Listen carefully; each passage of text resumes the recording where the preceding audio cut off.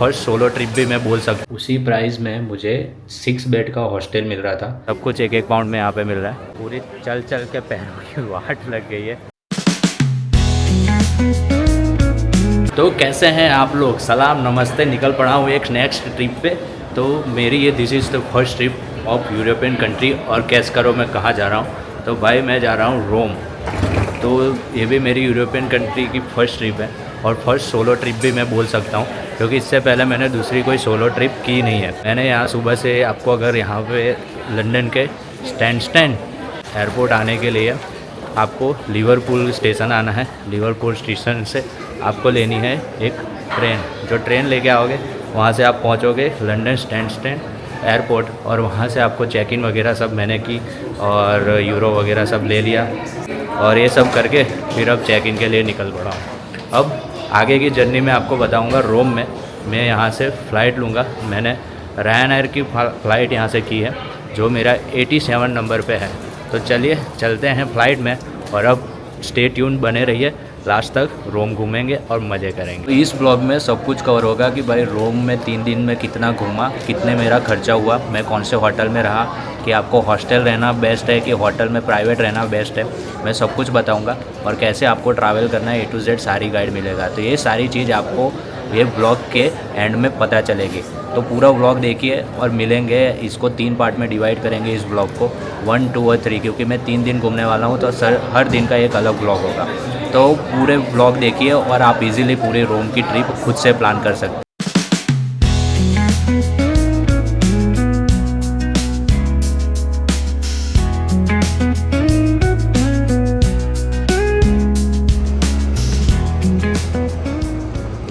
Finally मैं रोम के जो मैंने होटल बुक किया था वहाँ पहुँच गया और मैं आपको रूम टूर दे देता हूँ कि जो मैंने रूम बुक किया अराउंड 180 पाउंड, मतलब 3 दिन के लिए बुक किया है। वह है रूम, यहाँ से एंटर होता है। सिंगल रूम मैंने बुक किया है। हॉस्टल वगैरह भी मुझे सेम रेंज में ही पड़ रहा था, क्योंकि अभी का टाइम जो है वो यहाँ पे बेड है बहुत ही, अभी का टाइम बहुत ही हार्ड होता है, क्योंकि यहाँ पे सब बहुत ही टूरिस्ट लोग आते हैं। तो इतने से सिंगल रूम में एक बेड दिया है मुझे। फिर वहाँ पे AC है जो काम कर रहा है, बेस्ट है। और यहाँ पे शीशा है जो गंदा है पर चला सकते हैं। और एक कपबोर्ड मिला है जिसमें हैंगर वगैरह है, चार्जिंग वगैरह, सॉकेट A to Z और 1 TV। और बाहर से कुछ खास व्यू है नहीं, पर हाँ रहने के लिए रूम में काफ़ी अच्छे बजट में ये रूम मुझे मिला है। ऐसे में अगर मैं काफ़ी देख रहा था कि जो पास में थे वगैरह थे, तो वो जो रूम्स थे वो सारे आउट ऑफ बजट जा रहे थे। तो ये प्राइस में जो रूम मिला है उसी प्राइस में मुझे 6 बेड का हॉस्टल मिल रहा था, जो यहाँ से 2 या 3 मिनट की वॉक पे ही है और थोड़ा पास में है कॉलोजियम वगैरह के। तो वो मुझे इतने रेंज में पड़ रहा था। तो मैंने उससे अच्छा सोचा कि भाई खुद का रूम रहेगा तो एक सेपरेटली काफ़ी अच्छा रहेगा। और क्या है कि 3 दिन का टूर है तो ऑलमोस्ट यहाँ पे रेस्ट करना वगैरह सब कुछ अच्छा रहेगा। तो यही था रूम टूर। और आगे की जर्नी में बताता हूँ कि भाई एयरपोर्ट से आया कैसे आया, वो सब अगर मैं बताने जाऊँ तो बहुत ही हार्ड जर्नी हुई मेरी। तो एयरपोर्ट से यहाँ तक आने की, मतलब मेरे होटल तक आने की, जो मेरा होटल है तेरेमनी जो स्टेशन है उसके पास में ही है, वहाँ से 10 मिनट के वॉक पे ही है। तो यहाँ से मुझे आने में जो टाइम लगा वो अराउंड मुझे हाफ एन आवर से लेकर 45 मिनट तक का लगा। और जो कॉस्ट हुआ वो मेरा 4.5 यूरो के अगल बगल में हुआ। 2 पाउंड लगा मुझे बस का, जो मुझे ले गई सिनसिनाटिया ऐसा करके एक स्टेशन था उसके पास में ले गई। और वहाँ से मैंने मेट्रो पकड़ी, जो मेट्रो मुझे 29 मिनट में यहाँ पे छोड़ गई। और वहाँ से मैंने 10 मिनट का वॉक किया यहाँ पे होटल पे आने के लिए। तो आप इस तरह से भी कर सकते हो, या फिर आप डायरेक्ट बस ले सकते हो। वहाँ पे काफ़ी बसें होती है, काफ़ी बसें की कंपनी होती है जो चलती है, जो आपको 9 यूरो लगाएंगे और वो आपको 1 टाइम में यहाँ पे छोड़ देंगे। आप 38 मिनट में आ जाओ। ज़्यादा कुछ फ़र्क नहीं होता, सिर्फ आपको यूरो का फ़र्क पड़ेगा अराउंड 2 या 3, 4-5 यूरो का फ़र्क पड़ेगा। तो आप ऐसा भी कर सकते हो। आप डायरेक्ट ही जैसे ही एयरपोर्ट से बाहर निकलोगे आपको तुरंत ही वहाँ पे सारे डेस्क मिल जाएंगे जहाँ पे आप इजीली बस बुक करके आ सकते हो। और वहीं पे ही मतलब यहाँ की एक ATS मशीन होती है जिससे आप डायरेक्टली टिकट बाय कर सकते हो। और वो टिकट बाय करोगे तो आप तुरंत ही उससे शटल बस ले सकते हो। शटल बस से आप यहाँ पे आके मेट्रो में चेंज कर सकते हो। मेट्रो को लेने के लिए आपको यहाँ पे मुझे वो 2 पाउंड की पड़ी। एक बारकोड निकलेगा, बारकोड जैसी टिकट निकलेगी उसको टैप करके आप अंदर आओगे, फिर आपको यहाँ से उसमें मेट्रो लेना है। तो इस तरह से मेरी ये जर्नी पूरी रही। सोलो ट्रिप का फर्स्ट एक्सपीरियंस मुझे यहाँ पे मिल गया, थोड़ा लेट हुआ। सो नेक्स्ट हम करेंगे अभी 6 बजे से मैं सोच रहा हूँ कि निकलूँ बाहर। तो यहाँ से मुझे बता रहा है कि 20-25 मिनट की वॉक पर है त्रिवेणी फाउंटेन। तो वहाँ पे जाएंगे, कुछ वहाँ की जो रस्में हैं कुछ करते हैं कि भाई सिक्का फेंकते वो सब देखेंगे।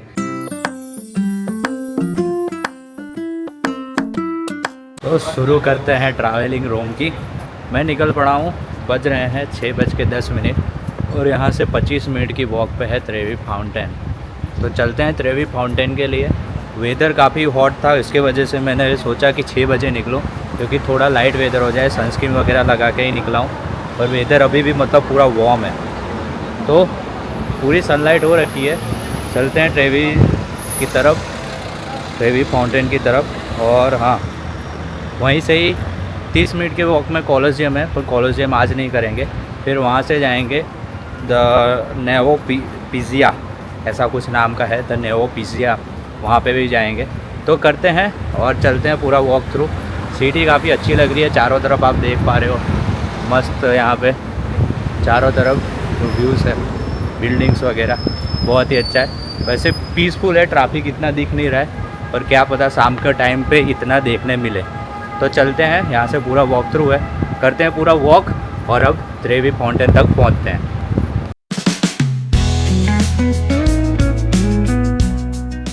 रोम सिटी का एक बेस्ट एडवांटेज है कि अगर आप रोम सिटी घूमने आ रहे हो तो यहाँ पे आपको चारों तरफ जो बिल्डिंग्स है और जो आर्किटेक्चर है वो इतने बेस्ट देखने मिलेंगे ना कि भाई आपका मतलब जो दिमाग है ना देख के ही खुश हो जाएगा कि भाई इसको देख लो या मेन जो मॉन्यूमेंट्स है उनको देखो। क्योंकि मेरे सामने अभी एक यहाँ पे आ रही है मूर्ति, आप देखो मेरे सामने ये आर्किटेक्चर है, वो इतना मस्त आर्किटेक्चर बनाया है, क्या ही बात करें, एक नेक्स्ट लेवल। और वहाँ से वो बिल्डिंग देखिए, एकदम मतलब लंदन की सेल्फ्रिजेस वाली बिल्डिंग है, उसकी तरह की वाइब दे रही है, काफ़ी मस्त एकदम एस्थेटिक। तो रोम अगर घूमने के मज़े लेने हैं तो भाई रोम आप वॉक करके ही घूमें। भले 30 मिनट का आपको वॉक बताएगा, पर 30 मिनट का वॉक जो है वो आपको चारों तरफ से घुमाते घुमाते बिल्डिंग के नज़ारे दिखाते दिखाते लेके जाएगा। तो बेस्ट है, वॉक करिए और ऐसे आर्किटेक्चर का मज़ा लीजिए। तो बाय द वे चलते चलते मुझे दिख गया है सरवाना भवन। तो सोचा ऐसे भी मैं सुबह से कुछ ज़्यादा खाया नहीं हूँ, तो थोड़ा खा लेते हैं। और यूरोप का मतलब ये इटली में आके भी सरवाना भवन मिलना काफ़ी अच्छी बात है। तो ये बात तो सच है कि आपको सरवाना भवन की चैन है जो सब जगह मिल जाएगी। तो चलिए थोड़ा पेट पूजा करते हैं, फिर चलते हैं त्रिवेणी फाउंटेन की तरफ।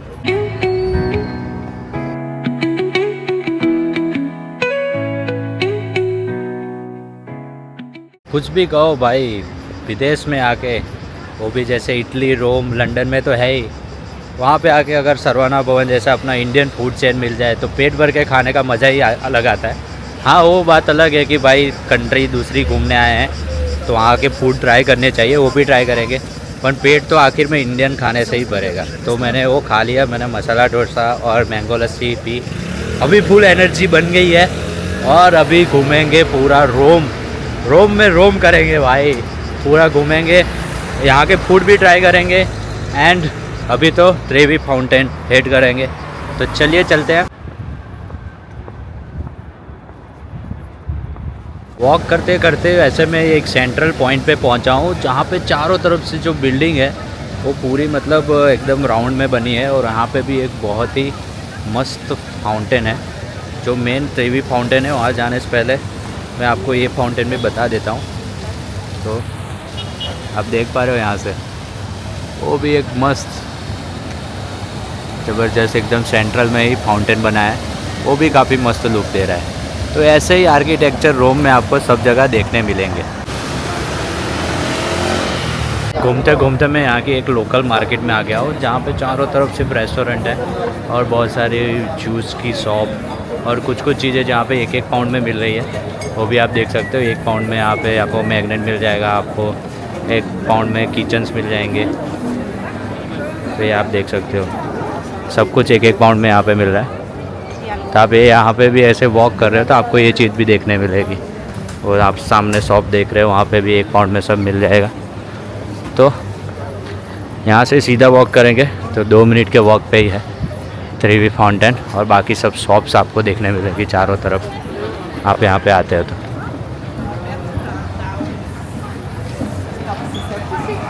और यहाँ पे वाइन्स वगैरह वो सब भी आपको ट्राई करने देते हैं, और सारी मोस्ट ऑफ शॉप्स हैं, एक्सचेंज की भी है और काफ़ी सारे क्लब वगैरह भी है, तो ये सब भी आप एक्सपीरियंस कर सकते हो। भाई फाइनली हम पहुंच गए हैं त्रिवी फाउंटेन। तो ये यहाँ से देखिए त्रिवी फाउंटेन, ये पूरा यहाँ से बेस्ट व्यू है।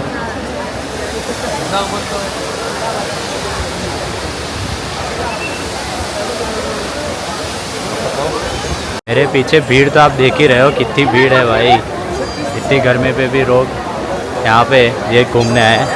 मैं भी यहाँ पे सुबह में कम भीड़ होगी तो उस टाइम आना ठीक रहेगा, अभी तो क्या ही फ़ोटो आएगी। पर देखते हैं, अंदर चलते हैं। और यहाँ की कुछ मान्यता है कि भाई अंदर कॉइन डालो, 3 बार ऐसे कुछ कॉइन डालने होते हैं। फर्स्ट में आपकी 20 पूरी होती है, दूसरे में आपको इटालियन वाइफ मिलती है, थर्ड में आपको यहाँ की मतलब रोम में रहने की मतलब अपॉर्चुनिटी वगैरह कुछ मिल जाए वगैरह वगैरह, आपकी सारी विशेष पूरे। तो चलते हैं अब अंदर की तरफ, देखते हैं। तो ये त्रिवी फाउंटेन फ्री होता है, पर ये मे बी टूरिस्ट का टाइम है, उसकी वजह से इन्होंने 2 पाउंड की टिकट लगा दी है यहाँ पे। चलिए अब यहाँ पे आए हैं तो देखना तो पड़ेगा ही। तो 2 पाउंड की 2 यूरो की, सॉरी मैं पाउंड बार बार बोल दे रहा हूँ, तो 2 यूरो की टिकट लेते हैं और चलते हैं त्रिवी फाउंटेन अंदर से देखने।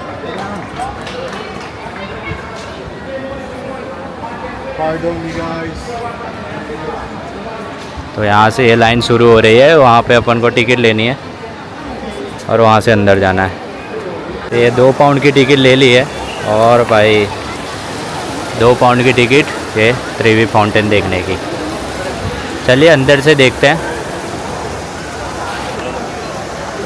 मेनली है कितनी दूर आए हैं, तो भाई एक बार देख लीजिए अंदर से। तो यहीं से ये पूरा वहाँ से एंट्री लेनी है और वहाँ से राउंड करके घूम के जाना है, और यहीं पे कॉइन वगैरह डालते हैं, वही सब होता है। पीछे की तरफ है, तो यहाँ पे कुछ इस तरह से आप पानी भी भर सकते हैं। आप देख पा रहे हो यहाँ का ये पानी अच्छा होता है, मतलब पीने के लायक होता है। पूरे रोम में ऐसा पानी होता है।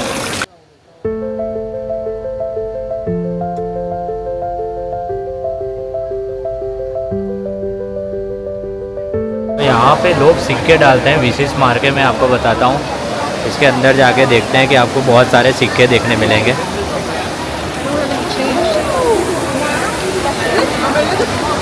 आप इसके अंदर देख पा रहे हो ये सारे कॉइन्स जो है, वो सारे कॉइन्स डाले हैं लोगों ने, और फिर विशेष मांगनी होती है। चलो खुद भी एक आध सिक्के डाल के विश मांग लेते हैं, देखो पूरी होती है कि नहीं।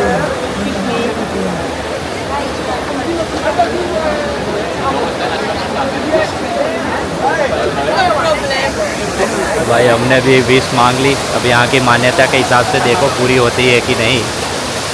चलिए अब यहाँ से आगे बढ़ते हैं। तो यही था त्रिवी फाउंटेन, जहाँ पे आप अपनी विश पूरी कर सकते हो, जिसमें आपको राइट हैंड में कॉइन लेना है और लेफ़्ट हैंड से अंदर डालना है। तो आपको यहाँ पे 3 विशेस पूरी होगी, जिसमें फर्स्ट विश है कि आप रोम वापस आ सकते हो, आपको दूसरी बार रोम घूमने का मौका मिलेगा। सेकंड कि आपको इटालियन गर्लफ्रेंड मिलेगी, मतलब आपको रोम घूमने आए हो तो इटली की जो गर्लफ्रेंड है, मतलब लड़की है, उसमें से कोई गर्लफ्रेंड मिलेगी। और थर्ड विश आप मांग सकते हो कि आप गेटिंग मैरिड, जिससे प्यार करते हो उससे आपकी मैरिज हो जाए, या फिर वही इटालियन लड़की से आपकी मैरिज हो जाए। तो ऐसी 3 विशेस आप ये त्रिवी फाउंटेन में आके मांग सकते हो। तो यही था, और यहाँ की टिकट चार्ज 2 पाउंड इन्होंने इस बार लिए है, और बाय द वे ऐसे तो ये फ्री होता है। तो यही था त्रिवी फाउंटेन। अब चलते हैं नेक्स्ट मॉन्यूमेंट की तरफ। काफ़ी घूम लिया, काफ़ी टाइम स्पेंड कर लिया। तो भाई रोम आए और गैलाटो नहीं खाए तो भाई रोम घूमने का मज़ा ही नहीं है। ये कुछ 3 फ्लेवर का गैलाटो मुझे 7 यूरो में दिया है। टेस्ट काफ़ी अच्छा है। त्रिवी फाउंटेन के पीछे ही आपको शॉप मिल जाएगी, वहाँ पे आपको ये गेलाटो, बहुत सारा गेलाटो जेलाटो क्या बोलते हैं आई डोंट नो, मे भी तो जेलाटो ही बोलते हैं, तो आपको मिल जाएगा। बिस्किट लगा के मस्त सजा के देते हैं। तो आप रोम आए तो इसको ज़रूर एक बार ट्राई करिए। जेलाटो खाने के बाद अब चलते हैं नेक्स्ट लोकेशन, जो यहाँ से 13 मिनट की दूरी पर है, जो पिज़्ज़ा नावोना करके नाम है। तो चलते हैं उसकी साइड की तरफ, और वो 24 आवर मतलब ओपन रहता है। वैसे मन था कि पैंथियन घूमें, पर वो उसकी एंट्री लास्ट 7 बजे की होती है, उसके बाद एंट्री नहीं होती है, तो वो हम रखेंगे संडे के लिए। तो संडे को कॉलिजियम और पैंथियन ये 2 चीज़ हम लोग करेंगे, और साथ में कोई दूसरा अट्रैक्शन होगा तो वो भी करेंगे। तो अभी चलते हैं पिज़्ज़ा नावोना की तरफ, और वहीं पे ही शायद अगल बगल कुछ डिनर भी करेंगे, फिर वहाँ से आएंगे होटल, और कल सुबह निकलेंगे वेटिकन सिटी के लिए। तो अभी चलते हैं, कर रहा हूँ पिज़्ज़ा नावोना की तरफ, और वहाँ पे मुझे और एक मोन्यूमेंट देखने मिल गया। तो इसके अंदर जो इन्होंने ये छेद करे हैं, वो छेद इसलिए करते हैं कि उसके अंदर वो लोग रॉड डाल सकें, और उससे क्या है कि जो बिल्डिंग है वो काफ़ी लॉन्ग टाइम तक रह सके। तो ये भी एक कोई मोन्यूमेंट है। और चलते हैं, यहाँ पे ऐसे काफ़ी सारे खिलौने वाले और ऐसे सब पेंटर्स वगैरह सब कुछ आपको देखने मिलेगा। तो तो यहाँ पे देखने मिलेगा।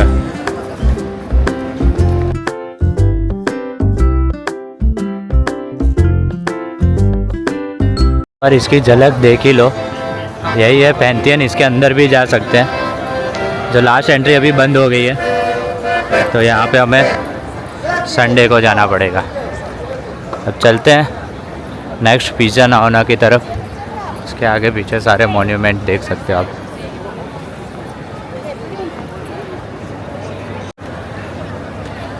तो अब आप मेरे पीछे ही देख रहे हो, ये फेमस पैंथियन काफ़ी बहुत ही ब्यूटीफुल दिख रहा है, काफ़ी बड़ी बिल्डिंग है ये।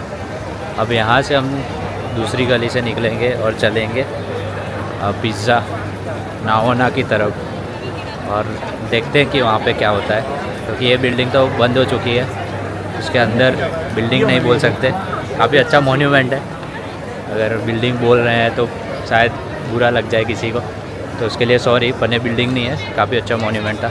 और अब यहाँ से आगे चलते हैं। तो is not pizza Navona, is pizza Navona, जो यहाँ पे 30,000 जो स्पेक्टर थे, यहाँ से पूरा स्पेक्टर्स थे जो यहाँ पे बैठ के देखते थे इसको, और ये 2000 सालों से भी पुराना है, और इसमें खुद लिखा है कि 17th सेंचुरी में बना था। तो भाई काफ़ी लंबा बना था, और स्टेडियम ऑफ डेमिनेंट का है। तो भाई ये एक स्टेडियम हुआ करता था, पर अभी एक मॉन्यूमेंट हो गया। सो ये पिज़्ज़ा नावोना के जो 4 स्टैचू हैं, वो 4 स्टैचू एक अलग अलग कंट्री को रिप्रेजेंट करते हैं। जैसे डैन्यूब हो गया, यूरोप की साइड हो गया, नाइल हो गया अफ्रीका, फिर गेंजिस वो एशिया, और राउ डे प्लाटा वो साउथ अफ्रीका। तो ऐसे 4 स्टैचू हैं, और 4 स्टैचू 4 कंट्री को रिप्रेजेंट करते हैं। तो यही कुछ यहाँ की हिस्ट्री है।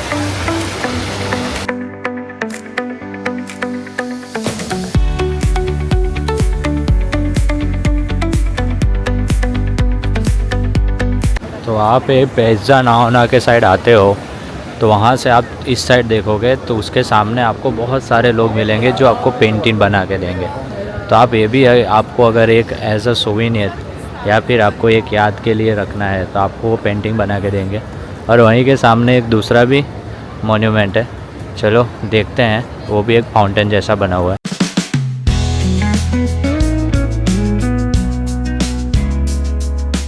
तो रोम की नाइट लाइफ हो गई है। यहाँ पे आप देख पा रहे हो चारों तरफ एक अलग ही रोशनी दिख रही है। तो पिज़्ज़ा नावोना के बाद अब हम लोग चलते हैं खाने के लिए पिज़्ज़ा, जो यहाँ का फेमस है, पिज़्ज़ा द बफितो।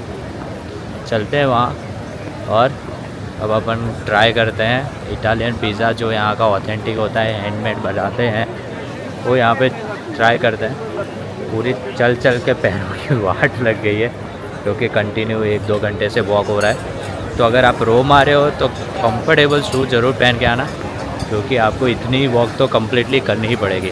बहुत लंबी वॉक होती है अगर आपको सब जगह घूमना है। तो अब पिज़्ज़ा ट्राई करते हैं, उसके बाद होटल चलते हैं, फिर कल की जर्नी शुरू करेंगे। पिज़्ज़ा के चक्कर में मैंने पास्ता ट्राई कर लिया, पर रियली काफ़ी अच्छा मतलब पास्ता था। क्वांटिटी काफ़ी कम थी पैसों के हिसाब से, पर पास्ता का जो टेस्ट था वो काफ़ी मतलब जेन्युइन था, मतलब काफ़ी अच्छा इटालियन टेस्ट था। जो मैंने फ़र्स्ट टाइम ट्राई किया कि भाई इटली में आकर अगर इटालियन टेस्ट नहीं कर रहे हो तो क्या ही कर रहे हो। तो मैंने इटालियन पास्ता ट्राई किया। मोस्ट ऑफली उनके पास जो भी मतलब थे उसमें पोर्क वगैरह वो सब था। मैंने उसमें एक वीगन चूज़ किया जिसका कुछ नाम है पचेरी एआई ट्रे पोमोडोर, मतलब कुछ ट्रिपल टोमेटो का फ्लेवर के साथ पास्ता बनाया था। और साथ में एक वाइट वाइन मतलब रिफ़्रेशिंग वाइट वाइन ले ली थी, जो वो भी काफ़ी मतलब रिफ़्रेशिंग और अच्छी लग रही थी। तो यही था पूरा फर्स्ट डे मेरा रोम में, इटली के रोम में। तो भाई काफ़ी बेस्ट रहा, 2 जगह कवर की और काफ़ी मतलब यहाँ के नए फूड भी ट्राई किए। तो ये पूरा यहाँ पे फर्स्ट डे पूरा होता है। अब चलेंगे होटल में, रेस्ट करेंगे और कल निकलेंगे वेटिकन सिटी के लिए। तो सेकंड पार्ट कल आएगा, स्टे ट्यून रहिए और लाइक शेयर और सब्सक्राइब करिए रोम पूरा घूमने के लिए। सब कुछ मैंने बताया। और हाँ, मुझे ये पड़ा खाने का 21 यूरो में। तो पूरा समेसन होके जितना भी है वो मैं आपको लास्ट दिन पे स्पेशल एक व्लॉग मतलब एक लास्ट दिन पे पूरी आइटनरी का कितना खर्चा हुआ, क्या खाया, कैसे हुआ, वो सब बताऊंगा। तो मिलते हैं कल के लिए, तब तक के लिए स्टे ट्यून्ड, बाय बाय, ख्याल रखिए, नमस्ते, गुड नाइट।